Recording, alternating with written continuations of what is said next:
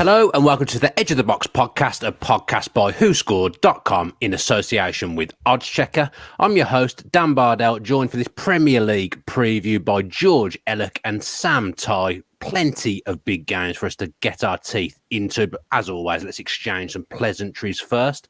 George, are you well? I'm well, thank you. How are you? I'm good, thanks, George. You know I don't do well with an early morning record. You can probably see it in my eyes, but I'm going to. I only ever see you at 8:30, so I basically just think you're a nasty person. You never see me at my best. That's the problem. I used to back in the day. Yeah, 2 o'clock records were golden. I love our 2 o'clock records. They were perfect for me. But I'm sure I'll wake up as we go through the podcast. Sam, you and I did a Villa podcast last night, so you've had to see me twice in about 12 hours. So apologies for that. Yeah, but it was at 9 p.m, so you were in your prime. Really good then. Yeah, really good. So that was actually a real treat. Yeah, I'm trying to cut down on energy drinks as well. So no energy drink for me this morning. So no energy at all. So no energy. Yeah, basically. What about coffee? You a coffee guy?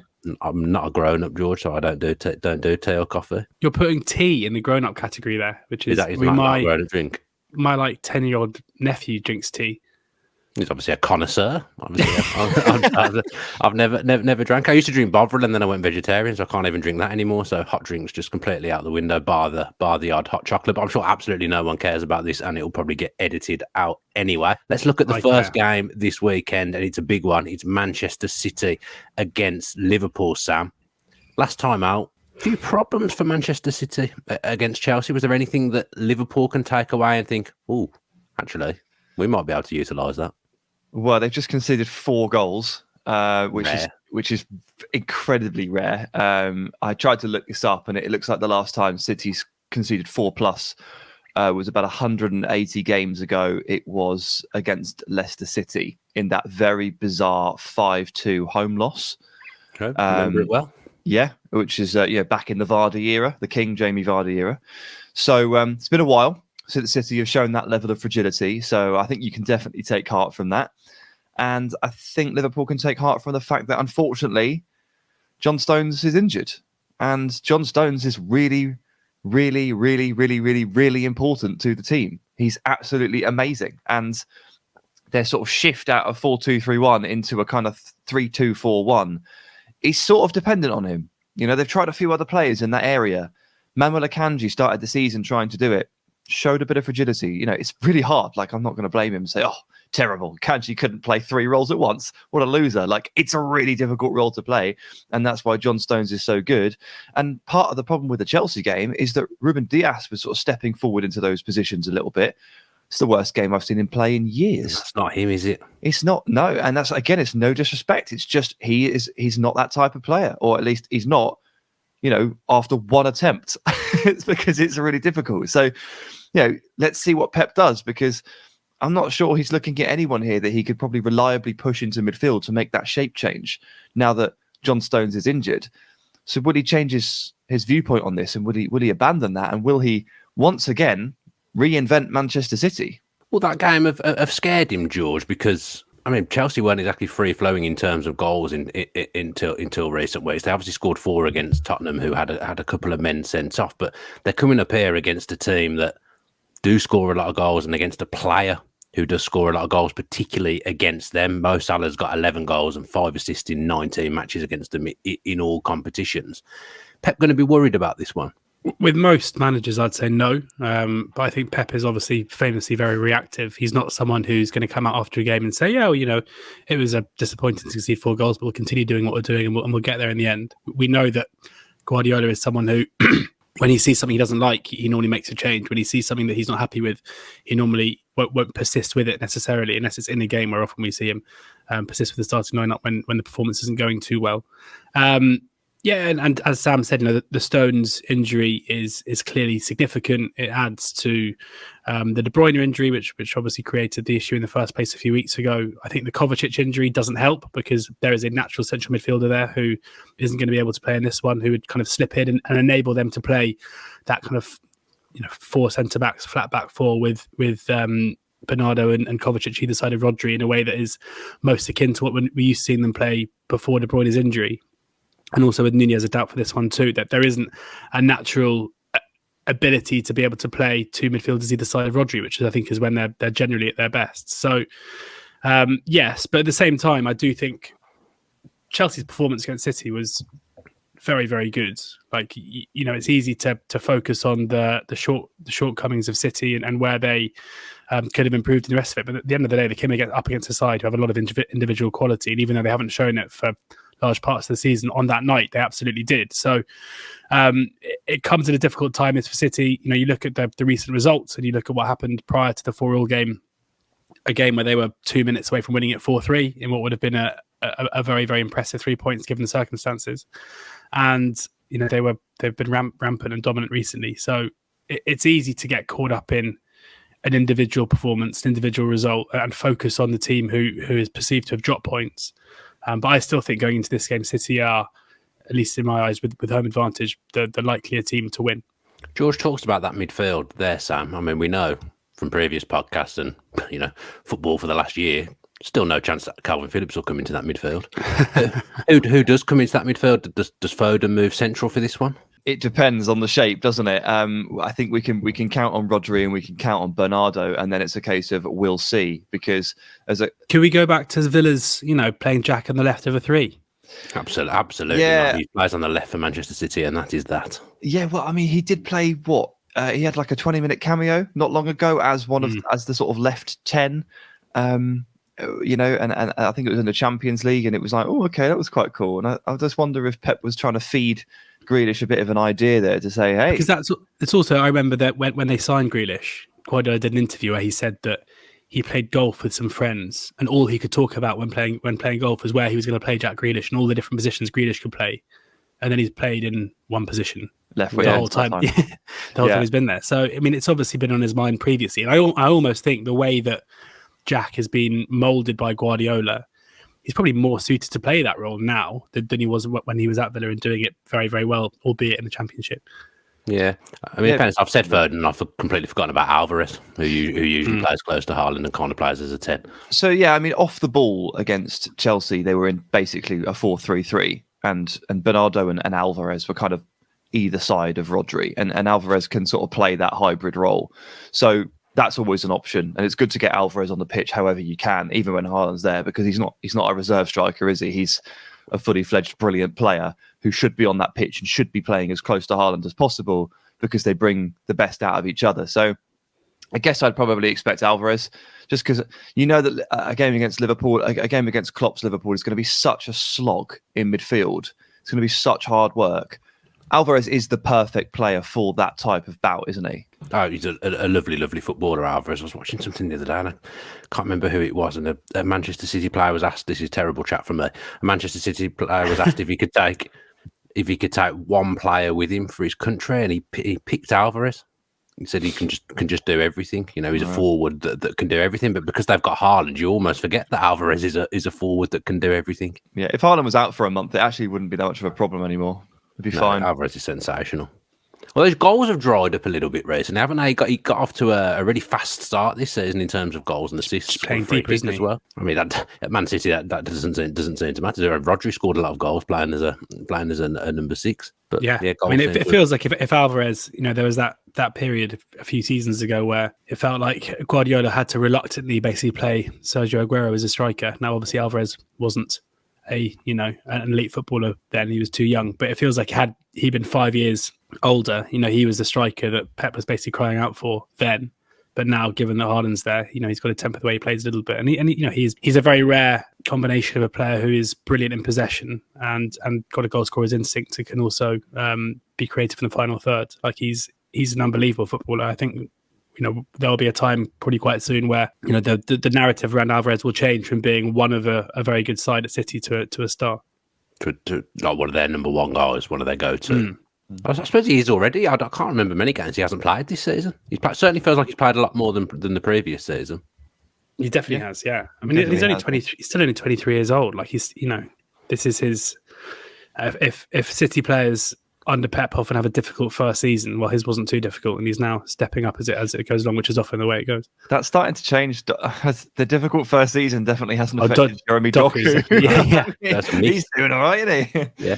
In fairness to Alvarez as well, He's won everything in the last 12 months as well, including the World Cup, so he might as well just retire. There's nothing left for him to win, is there? Well, I suppose the Carabao Cup, because as we know, Nathan Jones stopped him from winning the Carabao Cup last season, but he's won a lot of trophies in the last year. That's for sure. Manchester City and Liverpool are the two top-rated teams in the Premier League going into this one, and they've also got the Liverpool have got the highest-rated centre-back in the Premier League so far this season.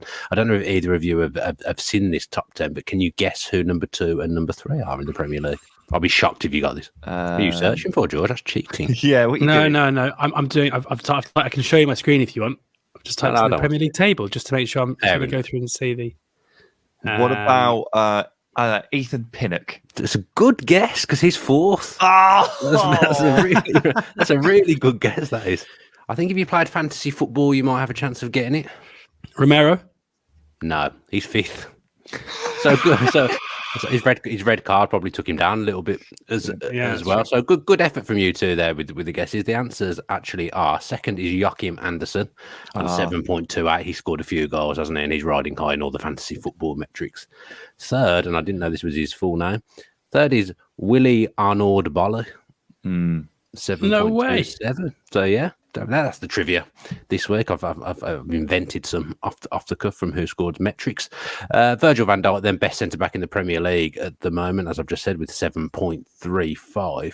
Is he back to his best now, George? What's changed? Because it did feel like there was a little bit of a drop off. Yeah, it did, and I think part of that was clearly fitness related, where he had injury issues and was having to come back off the back of those. And when you get to a certain stage of your career, it probably takes a while longer to get back to full fitness. He's having a period now where he is been fit for a consistent amount of time. I think Liverpool I would almost argue that it's Liverpool as a unit being better, enabling Van Dijk to perform rather than necessarily his individual performances elevating. But that's not to say that it's that it's in any way incorrect to say that he has improved. I personally I think, like many others, thought that it was just a physicality thing, and maybe the days of Virgil van Dijk being clearly the best defender in the Premier League and possibly one of the best Premier League defenders of all time were over. But he's showing this season a renewed return to form. I think there's also been so much chopping and changing in terms of his centre-back partners, albeit this season it's kind of been the same again. But Liverpool for 2 of the last 4 seasons have just been absolutely ravaged by injury, and I think whether that's Van Dijk himself being injured or his partners coming out, that's played a massive part in it. I still think, having said all that, this is a game on Saturday where he'll really be tested, where his ability on the turn will be tested consistently, his aerial ability, his whether or not he can take care of Erling Haaland. This is, I think, a game where for Van Dijk playing in the Premier League for a good side again, he's going to be dominant over most strikers in this league. Whereas against Haaland, and it's not just Haaland as well, you mentioned Foden and Alvarez, this will be a sterner test. And it wouldn't massively surprise me if he comes off second best in that. Actually, Virgil van Dijk is 5th in the overall 23-24 form rankings. This is really basically takes into account the last 6 games, and 6 of the top 10 are either Manchester City or Liverpool players. I'll give you who's number 1. It's Erling Haaland with a rating of 7.71. And again, I'm going to come to you both to guess who 2 and 3 is in the form rankings over the last 6 games in the Premier League. Bukayo Saka? He's 9th. So again, I think I credit you with that being a good guess. Haaland? Well, we said he was number 1, George. So you Sorry, you repeated what I've said. Obviously, don't listen to anything I say on the pod, which is completely fair.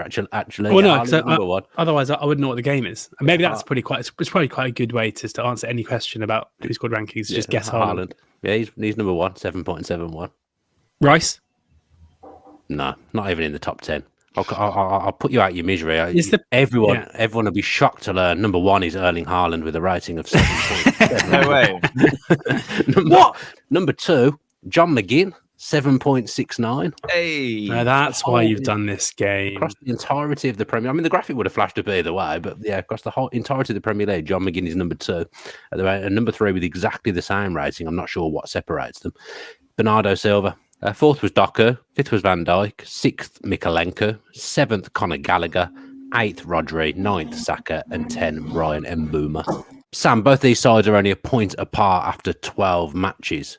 this feels like the closest they've been in terms of quality for a year or so. Liverpool, it feels like they've made ground up after finishing a long way off them last season. Yeah, they've definitely made the ground up 100%. And Virgil van Dijk's resurgence has been a key part of that. Just getting that fear factor back around him, because he's a bit of a one-man defensive line at times, isn't he? No disrespect to the others, but like he just feels insurmountable sometimes. He stays, doesn't he? Everyone else is moving around and doing different things, and Van Dijk just basically stays. Yeah, and he stands in front of the goal, and everyone runs away from him. It's perfect. It's the easiest defending I've ever seen. I think more people should try it. They're just terrified of him. But for a while, obviously post-injury, he did lose that fear factor, but it does feel like it's creeping back now. But there's more factors as well. Obviously, the big midfield reboot in the summer has gone incredibly well, and it has settled in incredibly quickly. And also, they just kind of got over, the loss of Sadio Mane, the phasing out and then loss of Roberto Firmino, which took about a year of grieving, to really get over the fact that front three had broken up so significantly. And with Darwin starting slow, but now obviously coming to fruition second season, there's just a lot of things now starting to work in their favour and all coming together at the same time. I did think that title shouts or title challenge shouts for Liverpool in the summer were a little bit premature.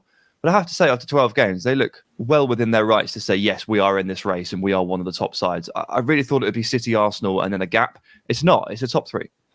Yeah, I agree with you that those three teams feel like they will be the top three in some form of order. George, our sponsors, Odd Checker, I think it looks like Arsenal are ahead of Liverpool as second favourites in the Premier League running at the moment. Is that fair? It's hard to say whether or not it's fair. I mean, I'll get the prices up now, and Man City are currently the 2-1 favourites. Arsenal are 11-2 best price, but they're that's with live score bet, but are as short as 4-1 market price for a lot of firms, and Liverpool are 13-2 best price.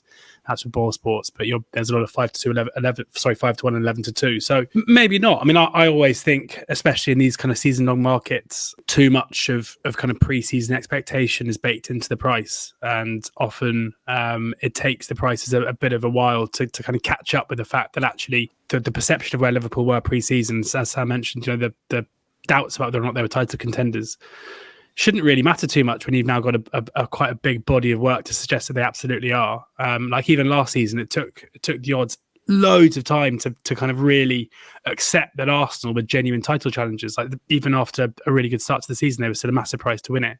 And then they went odds on, I think briefly for one night before City obviously came roaring back. I would definitely rather be backing Liverpool at 13-2 than I would be backing Arsenal at 11-2 right now. I think from what I can see, Liverpool look like they are, as we spoke about in the Van Dijk conversation, much, much better. I mean, this is obviously a game where, their price is going to fluctuate massively depending on what happens here. If they go to City and beat them, then you're going to see that halve in price. If they get well beaten, then they're going to drift even further. But looking at the market as it is right now, I think, and also should be mentioned as well that you're only getting 2 places for each way. So anyone watching this thinking, hold on, I'm going to back Liverpool each way at 13-2, they finish in the top 3. Sadly, that isn't an option. But that looks to me like the value play at this moment in time. If you had to pick the top 3 in order at the moment yourself, would you plump for Liverpool second? Yeah, I think I probably would. As to what we were saying earlier, like Arsenal are clearly a brilliant side, but I think it can often get forgotten just how far they've come and how quickly they've done so. When you add the Champions League side of things to it as well, I think it would be an incredible achievement from Arsenal to follow up what was a massive improvement last season and follow that up with anything similar this time around. So yeah, I'd have City, Liverpool, Arsenal as my top 3 in that order. What about you, Sam? I mean, we did a Villa podcast last night and you stated that you were more scared of Arsenal than Manchester City actually in the fixtures coming up. Does that mean you're putting Arsenal top? It doesn't mean that. I didn't think it would. But it does mean that I would have Arsenal second and Liverpool third. Yeah. It does. It's a lot. This is a guessing game this early in the season. There are way too many things that can go right or wrong for these clubs. Loads of injury worries, etc., that happen throughout the season. But Arsenal right now give me a more consistent feel. They are harder to beat, I think. I think they're probably the best defensive side in the league. The underlying numbers would certainly suggest that. And I think that's probably a little bit more future-proof. We don't really know. I think I've got Liverpool as second at the moment. I can't remember what I did in pre-season. My top three was definitely Man City, Liverpool, Arsenal, but I can't remember which way around I had Liverpool and Arsenal. I might go back and have a look. But yeah, they're looking like the top three at the moment, but it's still very hard to bet against Manchester City winning the league. Let's look at the combined 11 before we do our prediction. So Manchester City, Liverpool combined 11 based on the 23-24 Premier League ratings so far, and unavailable players like John Stones aren't included. What do you reckon the split is, George? 7 City. 7 City. 7 City. Okay. Let's just go 6 and 5. 6 and 5. Well, you're both wrong because it's 8 and 3. Oh, 8. So I was less wrong. Yeah, you were less wrong if Well if done, that is a thing. Thanks. Thank you. get that Ryan. printed on a t-shirt. I'm surprised that, and a bit more of a guessing game. Have you had to pick the 3 Liverpool players that were in? What 3 would you go for? We know it's Van Dijk. Van Dijk. Oh, Yeah, correct. Salah. Salah, correct. Szoboszlai. Incorrect. Trent. We already know Incorrect. he's not doing very well in there. Alisson. Allison. Goal. Oh, he took it off my tongue. Well, you'd already guessed, so I didn't think it was fair that you got more guesses than Sam, and then celebrated profusely at the end of it when you'd had more guesses. I'll go through the 11 now. It's Alisson in goal, Kyle Walker, Akanji, Van Dijk, and Gvardiol as the back 4. Salah, Silva, Rodri, and Doku as the midfield 4, and there's Alvarez partnering Erling Haaland up top. A nice team. I guess in that formation, actually, it would be hard to get Szoboszlai into that team in a kind of a 4-4-2. I guess that's the reason he hasn't made it potentially. Feel sorry for Rodri though. There, he's doing a lot of work. Bernardo Silva sits next to him and gets through a lot of running next to him in the big games. I think that team would be okay. I think they'd be all right. They win a few games, yeah. Yeah, definitely. I think they'd be title contenders anyway. Let's put it that way. Let's do our predictions then. Manchester City against Liverpool. George, I'll come to you first. I've gone for 2-1 City. 2-1 to City. Sam? I've done the same thing, yeah. I've gone for Manchester City 2, Liverpool 2. I think it'll be a draw at the Etihad this weekend. I mean, George had a good week last week. I say a good week. George had the highest score of all of us last week in the predictions league. He got 9 points. I got 7, and then your hybrid team, Sam, you got 5 points. Jonathan letting you down a little bit. He was criticising you a little bit for your predictions, and then he's gone and dropped a stinky 5-pointer. So might be a season low. That might have to bring that up. Big pressure on you. That leaves me top of the leaderboard on 98, pushing towards treble figures. You and Jonathan 82 points, Sam, and George still lagging behind on 76, but some progress has been made. Before we look at Everton and Manchester United, then let's just do the rest of our predictions. So we've done Manchester City against Liverpool, Newcastle against Chelsea, Sam. 1-1. 1-1. I've gone for Newcastle 2, Chelsea 1. George, you copied, Sam? Well, yeah, 1-1. If you two get it wrong this week, I could be in for a good one. We're going to go through the card, doing every single one the same. This could be Nottingham Forest against Brighton, Sam. 1-1. 3-1 Brighton. 3-1. Drought. Sorry, George. I've gone for 2-0 to Brighton, a rare clean sheet. Sheffield United, we're going to talk about later against Bournemouth. George? 0-0. 0-0. He's chucked one in there. Sam? 2-0 to Bournemouth. And I've gone for 2-1 to Sheffield United, so some jeopardy in this week's predictions. Burnley against West Ham, I've gone for 1-1. Sam? 3-2 to West Ham. 2-0 Burnley. 2-0 again. Some differentials going on there. Luton v Crystal Palace, George. 1-0 Luton. 2-1 to Palace. And I've gone for 0-0. I'll tell you what. I think we were worried about having the same results just 1 minute ago. Gone on in the last few. Brentford v Arsenal. I've actually gone for Brentford 1, Arsenal 1. George? 2-1 Arsenal. I've copied you, Dan. 1-1. 1-0 the savvy prediction. Tottenham against Aston Villa, George. The savvy prediction. 1-0. 1-0. I've gone for 2-1 to Villa. Sam? 2-2. We'll talk about Everton and Manchester United shortly. And then, bizarrely, the Monday night football that I'm sure everyone's going to tune into. It's Fulham against Wolves. I've gone for 0-2. So Wolves, a rare Wolves prediction of a win for me. Sam? Yeah, this is the game I will not be watching. Fulham 1, Wolves 0. I mean, I'm saying about no one tuning in to watch it. I think I'm on my own Monday night, so I will be watching it. Absolutely. You could probably do like a scheduled tweet now for like half an hour into the game, something like, "This is the worst MNF of all time." Yeah. Just schedule your tweet 45 minutes in with just a tweet that says halftime 0-0. What are they? Yeah. What are they going to talk about in the halftime That's analysis? 45 minutes away if I never get back. 1-1. 1-1. Okay, some interesting predictions this week. Thank you. I originally had 5 draws, and I looked at it and went, absolutely not. And I managed to find one to remove, so it was down to a measly 4, which is still wrong. You've got to go with your gut. If you predicted 5 draws and 3 of your 5 draws came in, you've done okay there. There could quite feasibly be 3 draws. We're now going to create our odds checker accumulator. George, I'm going to ask you to pick one of your home wins for our ACCA.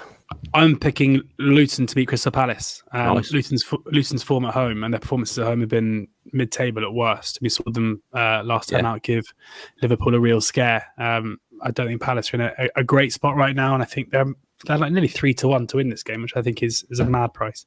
That's a nice one. I think that will help with the odds as well. Sam, I'm going to ask you to pick an away win. I've got 3 here from my selections, so I've got to pick the one I think is probably going to be the best odds. And I'd imagine Bournemouth winning away is probably the juiciest one, given their struggles generally in the league. So Bournemouth to win away at Sheffield United, I'd like to put in. The draw there, I've got a couple of draws in mind, but one of them is Luton against Crystal Palace. I've got 3. One of them is Luton Palace, so I can't have that. Then I've got Burnley, West Ham to be a draw, and Brentford, Arsenal to be a draw. I think I'm going to go Brentford v Arsenal, you know? Yeah, Brentford. I reckon we've picked up a good odd sheet there. This is 8-1 minimum.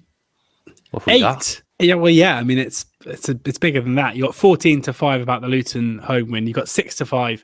Well, I think it's a bit of 5-4 round, but 6-5 for the best price for the ACCA about Bournemouth at Sheffield United, and 14-5 again for the draw Brentford Arsenal. Which means if you go shopping odds checker and you find the best price with BetUK or BetMGM, you're getting 31.61 to 1 for your treble. Oh, tell you what, right. We've been quite. You were right. We've been quite not safe, but our accumulators haven't pulled out anything big. I fancy a bit of that. It won last week, didn't it? Yeah, but they've been low prices, haven't they? We've gone for it here. 7-1, wasn't it? We put up a nice winner. I mean, it makes sense that MGM are offering the best odds there because we've gone box office with that. There, we really have. That's a big one. I'm doing that. I think that's sensational. Let's look at Everton versus Manchester United, and really only one place to start, Sam. Minus 10 points for Everton. They'd had that. Got given that punishment last season, they undoubtedly would have gone. Well, they factually would have gone down. This season, it feels like they can be hit with a minus 10 and still stay up. Yeah, well, I mean, they've just had 10 points removed, and they're now still just 2 points away from safety, which feels a bit surreal, doesn't it? It doesn't feel quite right. And I do wonder what the effect is here. You know, Everton were clearly coasting to safety this season. Like they were quite clearly a cut above the bottom 4 teams.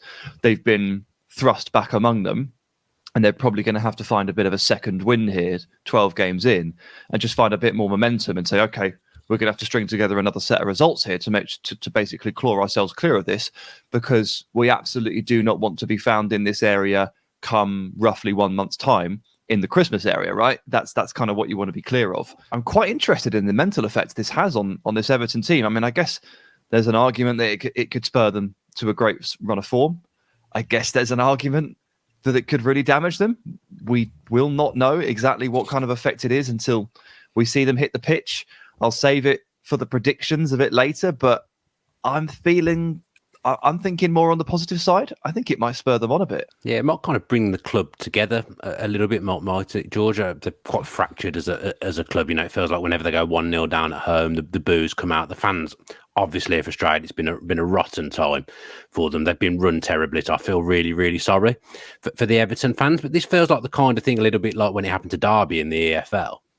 Feels like it might galvanise them a little bit and almost galvanise the fan base and create that kind of us against everyone else mentality. Yeah, and I think they've got the perfect managers to do that. You know, Sean Dyche is someone who he'll play on that, won't he? Massively. He's a siege mentality manager. He's someone who absolutely thrives on basically instilling a narrative at a club, saying, "Well, hold on, we've got to prove them wrong. Hold on, we're up against it here. We've got to show them what we're about." And in this case, I think we're going to see that. You know, it's interesting you mentioned Derby there, because I was thinking in that season where Frank Lampard came in halfway through the campaign and kept Everton up. Now, I don't really think Frank Lampard has much in terms of tactical nous in the way of the Premier League at that level, but his character and the way that he really made a massive effort to engage with the fans and get on board with the fans created this incredible bit of momentum where they all bought into what he was doing, and it carried them over the line as they stayed up that season. And I think Everton is the perfect club where the fan base are obviously really distraught at what is going on at their football club.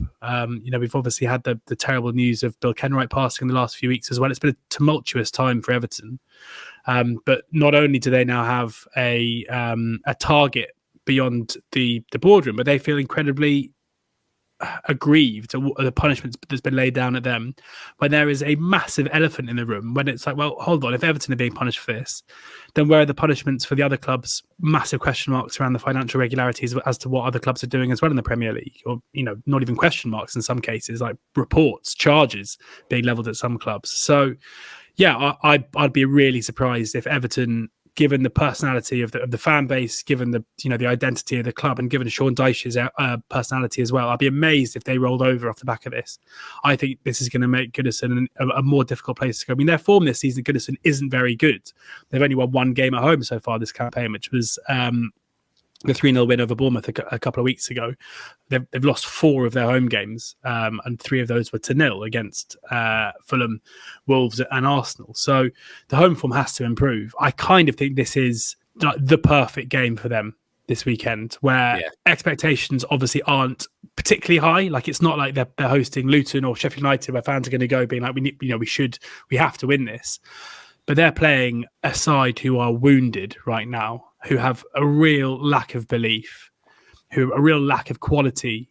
I remember right at the end of Ole Gunnar Solskjaer's reign and during Ralf Rangnick's reign, there were all these weird leaks coming out of the club saying the players think this, the players think that, the players don't think they're fit enough, and all this stuff. And we're seeing the same in the last 10 days or so. These reports about pre-season was too hard. Like, it's obviously not a happy camp right now, Manchester United. Going to Everton, who have a point to prove and feel like they're being treated unfairly, Everton will fancy their chances of getting something out of this, and rightly so. Yeah, I agree with you. It's the perfect kind of game because it's a traditional Big Six team. They're not there. They're very, very underwhelming, Manchester United, and they feel very fragile and weak mentally. To me, it just feels like the game where Everton could turn up and turn Manchester United over. But bearing in mind everything we've just said about Manchester United, it says here in the script, actually, that they're the form side. The last 2 games. Yeah, they're the only team in the league that have won 2 games in a row. How long's a piece of string? And those 2 wins was a 1-0 against Fulham and a 1-0 against Luton. So the form side. There is a table on WhoScored.com called the form table, and you click on that on the Premier League, and they're not top. So they're baffling, Manchester United. I still look at them, and every time I see their lineup for a game, I think, bloody hell, he's still there. Has this team been picked out of a hat?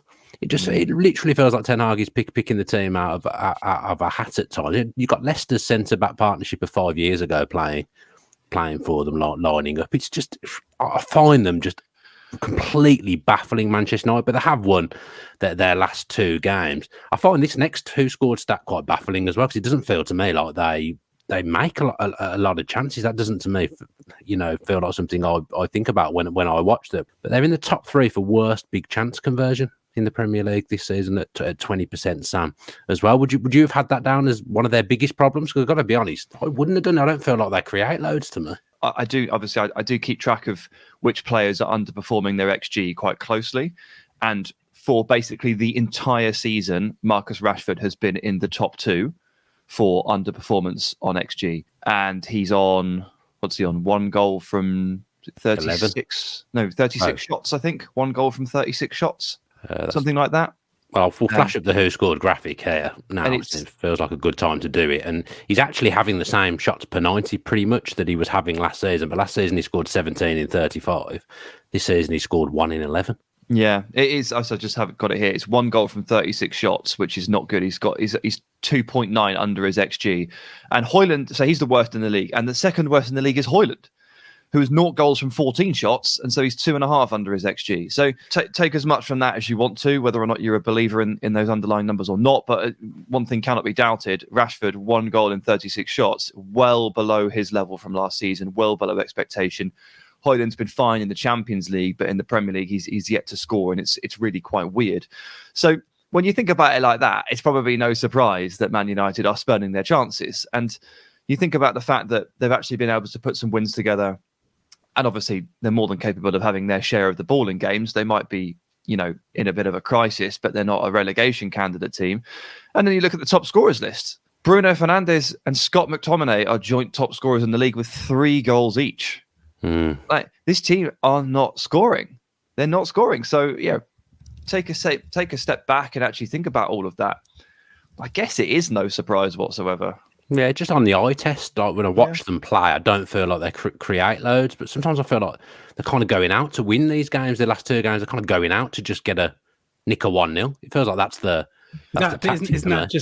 Isn't that just a symptom of just a really underperforming team, that it just becomes just so result driven and there's no process at all? It's just like, we need to find a way to get over the line here. Like in the last, it looks like we're going to see the sale or the partial sale to start with to Sir Jim Radcliffe go through fairly soon, or at least, they'll be ratified before it does go through.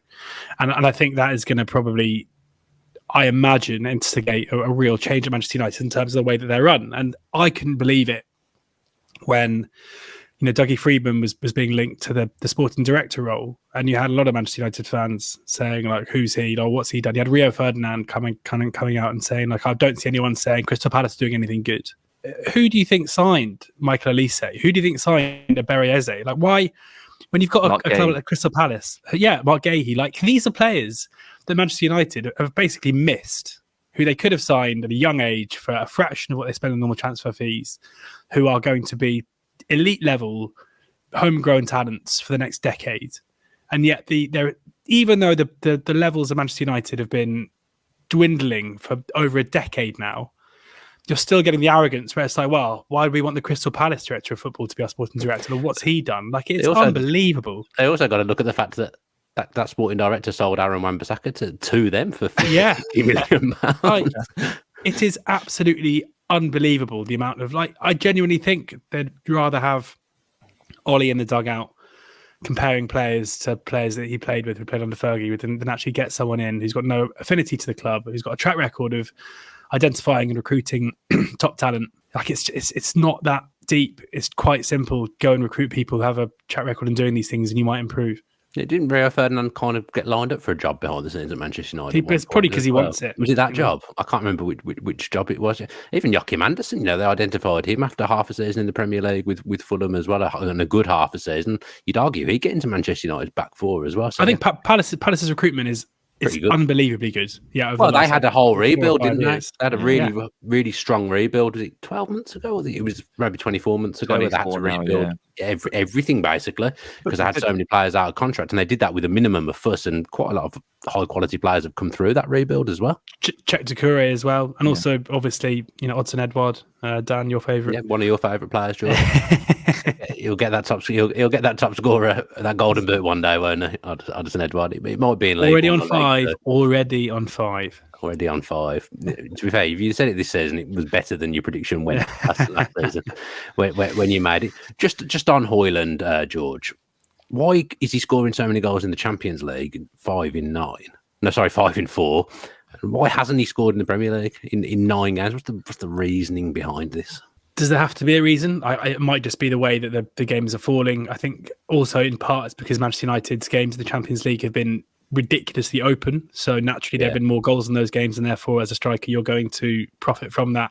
Partly maybe because, in terms of settling into football, the football we're seeing in the Champions League, European football might be more akin to what Højlund is used to, rather than the pace of the Premier League, which, as we know, is a bit of a step up, especially from Italian football. So, I think there's reason for it. But realistically, I think it's pretty unlikely he's going to continue to score as many as he's scoring in the Champions League and not replicate that in the Premier League. I just think United's games in the Premier League have been really cagey. Their attacking play has been really stunted, whereas for whatever reason, the Champions League, we've seen a couple of ridiculously end-to-end games for Højlund's profited from that. So, I like him personally. Like I'm already seeing some people saying that that United need to bring in another striker. Just stop buying players the whole time. Just develop the ones that you've got, because you spend a lot of money on a young striker who has so many physical and technical attributes that will make him a good player. Work on it. I mean, his average rating in the Premier League, according to WhoScored, is 6.23. I don't know whether you know this, George, but actually, his fellow Scandinavian striker Erling Haaland, he's top of the form rankings with 7.71. George, so yeah, I'd never have guessed. A long way to go. I take George's point on stop buying players and develop some, and look inwards. But in this specific, so I kind of agree with you on mass, George. But in this specific scenario, I do think that for Manchester, I think the number 9 shirt and playing up front for Man United is a very, very big burden. It carries quite the weight with it.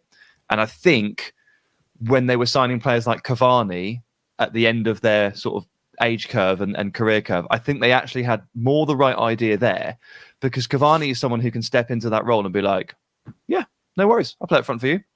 But playing up front at Old Trafford, in this version of Man United, which isn't great, it's difficult, like the pressure attached to this role. And so I did wonder with Højlund in the summer, and I was like, obviously go ahead and get your guy, and get the guy that you think has high potential. And while it was a lot for someone who hadn't done an awful lot in senior football, something like 50 appearances shared between Atalanta, Sturm Graz and Copenhagen, all right, fine, but the wages are pretty low, so go for it. But do also sign someone else that can sort of reliably guide him along. And by that, I do not mean turn to Anthony Martial once again, because we all know that's finished. So in the summer, I was thinking Mehdi Taremi at Porto, for example, genuinely, this is the time to find a 30-year-old striker or a 31-year-old striker who can just kind of work in tandem with Højlund and just kind of help him a bit. Yeah. And I would advise that they go back in for that sort of thing in January, just to tide them over and create a bit of just lead them through this kind of 2-year gap between having nothing and Højlund being genuinely ready. Because number 9 for United, not easy. Yeah, just need to correct you, because shirt number enthusiasts will be doing their Cavani was the number 11 shirt, and Cavani was number 7, wasn't he? So yeah, but you know what I mean. Ronaldo came, yeah. Philosophically, yeah, I know what you mean. I mean, to be honest, Martial still wearing the number 9 shirt is probably part of the problem, because he hasn't done anything for them for years, and he's still in the squad, still wearing that number 9 shirt. Just a complete mess. Manchester United, and for some reason I had them down as having a good season at the start of the season, but he's shambolic. Really, I don't think anyone could have expected. I mean, there was. That's the other thing, is there was clear progression last season on the pitch, through the season as well as just from season to season. We were told when Ten Hag came that as a personality there were some issues, and he's often didn't get onto with the media or the fans. And I think we're kind of seeing now that when he is part of the problem rather than the solution itself, it now feels very hard to see how he's going to get himself out of this, because he's obviously very stubborn. All these conversations about why aren't you playing the same as Ajax, which are obviously very reductive in themselves. But go back 12 months or to the start of last season when United started poorly. Even though he was the manager or the head coach then, he was still seen as he was going to be the answer. As now, I think you ask most United fans what is the problem or what are the problems, and I think Ten Hag is up there, kind of towards the top of that list, which makes it hard to I wouldn't surprise me at all if Everton won this game and the calls for Ten Hag to leave really ramp up, and we're approaching kind of the nadir for Manchester United yet again before the takeover goes through, and there is something of a fresh start. This seems to be what happens though as well. If my memory serves me rightly, his second full season, I'm sure that's Solskjaer, Van Gaal, Mourinho, and now Ten Hag, where it felt like there was progress in the first full season, done well. And then that second full season, everything just goes wrong. I feel like that's happened under 4 managers now. Van Gaal might be the wrong one I'm wrong on, but definitely the other two. They were making progress. They finished higher. They were heading in the right direction. Then it all just falls to pieces in that second full season. But yeah, Manchester United, a lot of work to do. With all that in mind, then predictions for this game, I have actually gone for an Everton win. I've gone for Everton to win 2-1. George? Yeah, 2-0 Everton. Oh, clean sweep. Everton 2-1. Everton 2-1 as well. So none of us have predicted Manchester United to go to wounded Everton and pick up a result, because it just feels like that this is the kind of game that will trip them up again. That to me, that just feels like it's what's going to happen. That might seem to a lot of people watching and listening like a bold prediction. There's not much in the odds between these two at all. United are just favourites, like marginal favourites. That they are 8-5, Everton are 9-5 best price. So, even the bookies and the odds and whatever else are suggesting this is a tight one. Yeah, let's look at Sheffield United then. We were supposed to do it the week before the international break, but we ran out of time, and actually we've spent too long talking about what we were supposed to talk about again, and we've got to Sheffield United and we're running out of time. But similar points to what we were talking about before. They picked up a win against Wolves, but they've actually, Sam, backed it up with a decent point away at Brighton now, so this is kind of like the brightest they've been through this Premier League season so far. And with Everton's point deduction in mind, that has helped them. Things look a little bit rosier for the Blades. Yeah, a little bit. I don't know how much to take from it. I don't know if it's just a brief glimpse of sunshine through the clouds, only for it to all cloud over again. Like, I'm going to ask George to carry the Sheffield United chat as the resident EFL expert, but because I'm very wary. Because they're heading back there. Well, it's just I'm very wary of my analysis sounding just very Phil Thompson on Sky Sports News here, and just very, very like broad strokes. But like when you hear people say, "Oh, they're just not good enough," it sounds too simple and sounds lazy. But like Sheffield United basically raised the white flag on survival in the summer when they sold their best player in Elek and Tighe, and arguably their second best player. George, how you feel about that with Sander Berge? And they sold him to a promotion rival as well in Burnley. And obviously they've been mid-takeover for like 45 years now, which makes it all really complicated. But there's nothing that Sheffield United do convince me that they are trying hell for leather to stay in this league. And so with that in mind, and with those seeds being planted, like I do struggle to even look at the good bits of Sheffield United and think this is it, this is the start of it. Because I'm really not sure that this club is geared towards actually achieving that. From a mentality perspective, first and foremost, and then ultimately from a quality perspective. Any team that can lose 8-0 mentally probably isn't quite there. And I know that there's been some injuries again. It's always the case, isn't it? Sheffield United have had some injuries this season that have really disturbed them. But I really struggle to believe in them, even when they do this little mini turnaround and the sun peeks through the clouds. George, please tell me that I'm a Premier League snob and I'm wrong. No, I don't think you are. I mean, there's a couple of issues here. Firstly, like in the Championship last season, Sheffield United were very good. They had a bit of a wobble towards the back end of the season before kind of righting it. But unlike Burnley, who I know haven't done particularly well this season, unlike Luton, it kind of felt like their success was based on just having players who at that level are able to dominate in certain facets. So like Ollie Norwood is someone who's won 756 promotions out of the Championship, and he's the best deep line playmaker in the league. 757 actually. Yeah, sorry, I forgot about last season's. But like, he's someone who, sitting at the base of a three-man midfield, can just dictate the tempo so comfortably. Like whether it's just recycling the ball in possession, whether it's playing these long raking diagonals, he's as good as it gets. Yet naturally his impact on games at Premier League level, as we've seen for the past nearly 1,000 years, is minimised because he's not able to do that. It's not his job. Like Sheffield United do not dictate the tempo in games at the Premier League level. So Norwood's role is normally diminished, and therefore he normally goes out on loan somewhere in January and then wins promotion again in May. Like that's just the cycle of Ollie Norwood's career. Take Ollie McBurney. Like Ollie McBurney as a target man in the Championship is completely dominant. Like he just makes defenders at the Championship level look weak. He dominates them in the air. If you think back to when Sheffield United beat Burnley last season in that incredible, I think it was 4-3. But Burnley just gave like Harwood Bellis and Bayer just a complete runaround all game that day. But again, you move into the Premier League where he's playing against some of the best centre-backs in the world.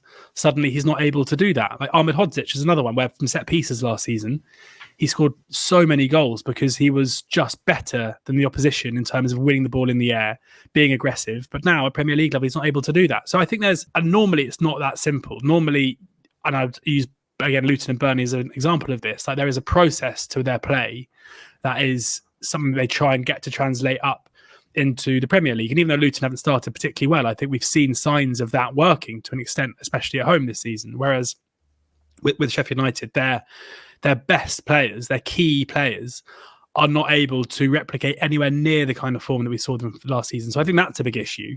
I also think there is, and this is this part of the season where you have to look at this stuff. There's a fixture dispersion issue here for Sheffield United where they've played 7 of the top 9. Like the only teams they haven't played in the top 9 so far are Liverpool and Aston Villa. And they've only picked up 1 point from those games. They haven't played any of the fellow bottom 4. So they haven't played Bournemouth, they haven't played Luton, they haven't played Burnley home or away. So part of this is because they've just had a really hard run of fixtures, and they may well pick up more points. Like I've predicted earlier that Burnley will win. I've predicted earlier that Luton will win this weekend. I'm strongly of the belief that even though they've made poor starts to the season, we're going to see the promoted sides improve in terms of their points tally between now and after Christmas. And Blades are a part of that. I think in order to stay up, you probably have to be more competitive against the top teams. And, especially with the uncertainty around Paul Heckingbottom and his future, with, the rumours about Chris Wilder returning to the club having been floating around for the last kind of 2 months. Don't do that. Get Neil Warnock back. Come on. That's what we need. Yeah, need. What a narrative. That's what we want. He was, when Warnock was sacked from Huddersfield a couple of months ago, he came out and did an interview recently saying it was a great time to get sacked because it meant he could watch the Ryder Cup, the Cricket World Cup, and the Rugby World Cup, which is, and now those are done. Maybe he'll be ready to come back. It's hard to make a massive case for him, I don't think. I also kind of, Blades fans won't, like me for saying it, but there comes a point where really rolling the dice in order to try and stay up can be very, very troubling. Like you look at Southampton and what they did in January, and the bloated wages and the players that they were lumbered with, they had to ship off in the summer. If Burnley get relegated, they're going to have a ridiculously bloated squad and wage bill going into the Championship next season. For Sheffield United, I think like an understanding that they recruited well in the summer, and I think certainly Gustavo Harm as a player, if they do get relegated, he'll go to a top 8 team in the Premier League or in European football for probably quite a big fee. We need to promote sustainability in football, and chucking a load of money at staying in the Premier League isn't that. I was there a few weeks ago for a media day, and I know they got pumped by Newcastle, but they nearly drew with Manchester City at home. They were brilliant that day. Yeah, they were. A bit like Luton. They have been in most games. If they've lost, it's tended to be by 1 goal. Sheffield United, they've chucked away opportunities where they were ahead in the last minute. Like, I don't think they're a million miles away. Sheffield United. And I actually don't think they should dispose of Heckingbottom either. I think he's probably the right manager for the squad they have. They just needed that first win. I think they've got that now, and they've backed it up with the draw. And you've talked about the fixtures, George. I think they've got a good striker in Cameron Archer, a good midfielder in Harm. I think they'll probably get better as the season goes along. And I'm with you. I think everyone's talking like it's going to be the 3 that came up. They're going to go straight back down. I don't think it's that simple. So they've got Bournemouth at home and then Burnley away, 2 massive games. We'll probably know a little bit more after those games. But I've predicted Sheffield United to win, and I'm top of the predictions league. So you may well say them outside of the bottom 3 by next week's show. But that just about does us. We're running out of time. Thank you very much to George and Sam for joining me today to preview this weekend's Premier League action, like we do every week here on the Edge of the Box podcast. If you want to subscribe, like, comment, all that good stuff you can do for us wherever you're taking in this podcast, that would be very much appreciated. Of course, there'll be lots of clips on social, as there always is. And of course, we'll be back next week to do exactly the same thing as we've done this week, albeit we'll be talking about different games. Maybe mention Erling Haaland being top of the form rankings, as well as we sometimes like to do on this podcast. Thanks ever so much for watching. Tell all your friends and your family about the pod, and have a great weekend.